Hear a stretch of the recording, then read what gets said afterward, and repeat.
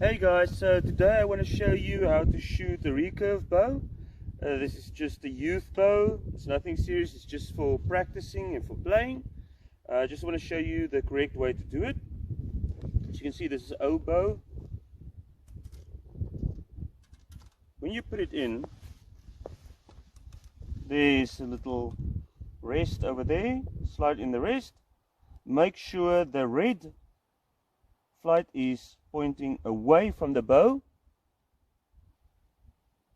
But in the middle there, hook it, and with your two fingers